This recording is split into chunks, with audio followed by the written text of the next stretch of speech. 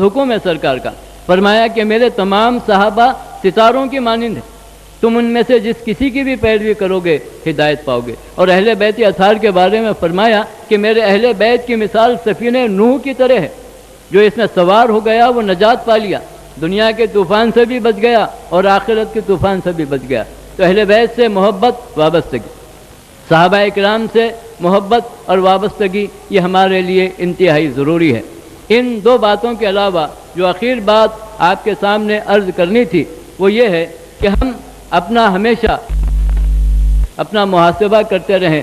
ام المومنین سیدہ عائشہ صدیقہ رضی اللہ تعالیٰ عنہ فرماتی ہیں کہ سب میں بہترین مسلمان وہ ہے جو اپنی کوتاہیوں پر نظر رکھے اور دوسرے مسلمانوں کی خوبیوں پر نظر رکھے، اور سب میں خراب آدمی وہ ہے جو اپنی خوبیوں پر نظر رکھے اور دوسروں کی کوتاہیوں پر نظر رکھے۔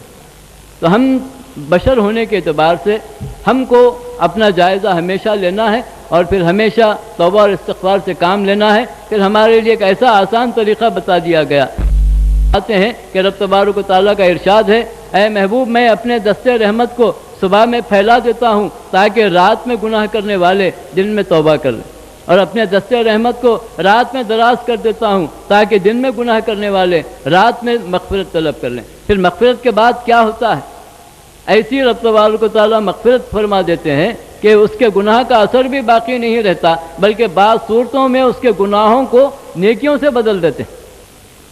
تو یہ سب چیزیں حضور پاک علیہ السلام سے محبت پر موقوف ہیں۔ اگر آپ کی محبت ہے، ایمان صحیح ہے تو یہ ساری چیزیں ہیں، اور اگر محبت نہ ہو تو یہ ساری چیزیں بیکار۔ تو اس شب قدر کے مرکزی جلسے میں ہمارے اکابرین ملت جلوہ افروز ہونے والے ہیں، ان کے خطابات سے آپ استفادہ کیجئے، اور پھر اس کے ساتھ ساتھ اس بات کو، ان معروضات کو جو میں نے آپ کے سامنے رکھا ہے پیش نظر رکھیے، ہمیشہ اپنا جائزہ لیتے رہیے، اور سرکار پاک علیہ السلام کی محبت اور عقیدت کا ذکر سنتے اور سناتے رہیے، گستاخوں سے بچیے، اپنی اولاد کو بچائیے۔ ہاتھ سے نکلنے کے بعد بچے پھر ہاتھ کو نہیں آتے۔ ہم معمولی فائدوں کی خاطر اپنے بچوں کو کھپا رہے، معمولی فائدوں کی خاطر اپنے بچوں کے دین سے کھیل رہے ہیں۔ صحیح ان کی تربیت کیجئے، صحیح مسلک پر ان کو رکھیے۔ دنیا بہت ملتی، غلامان مصطفیٰ کے ٹھوکر میں بڑے بڑے تاجوروں کے تاج رہے، یہ دنیا کی کیا حیثیت؟ تو اپنے عقیدے کو سلامت رکھیں۔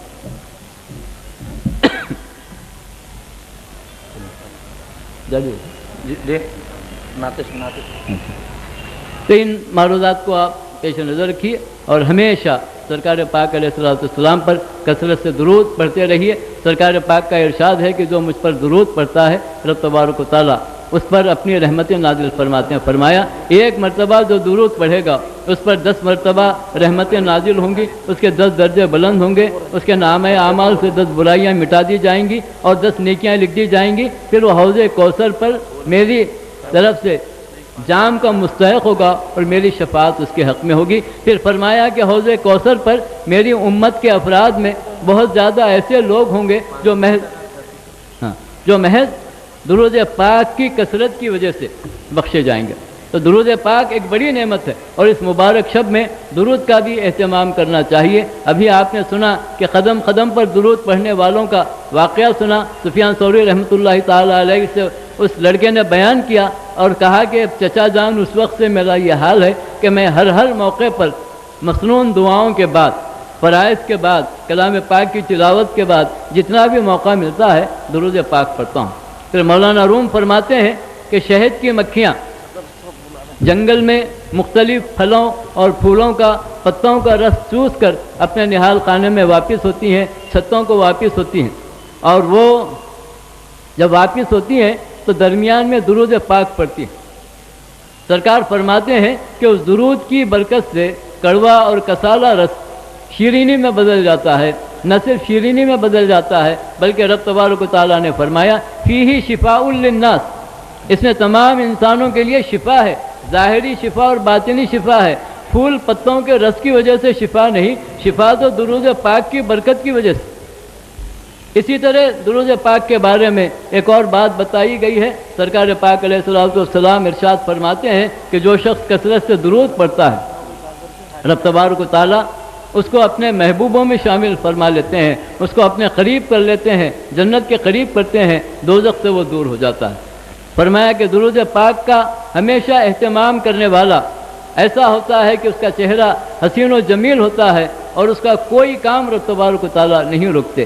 پھر علامہ تقاوی رحمۃ اللہ تعالیٰ علیہ نے یہ بھی فرمایا کہ جتنی عبادتیں ہیں ان تمام عبادتوں کو بندوں پر فرض کیا گیا، نماز، روزہ، زکوٰۃ، حج، صدقات، خیرات، عمرہ، جتنی بھی عبادتیں ہیں یہ بندے کرتے ہیں، لیکن رب تبارک و تعالیٰ آمر ہے، حکم دینے والا ہے، اور ہم جو ہے مامور ہیں، عبادت کرنے والے ہیں، لیکن ہم کو درود پاک کا بھی حکم دیا گیا۔ فرمایا کہ رب تبارک و تعالیٰ خود درود پاک پڑھتے ہیں اور ہم کو درود پڑھنے کا حکم دیا گیا۔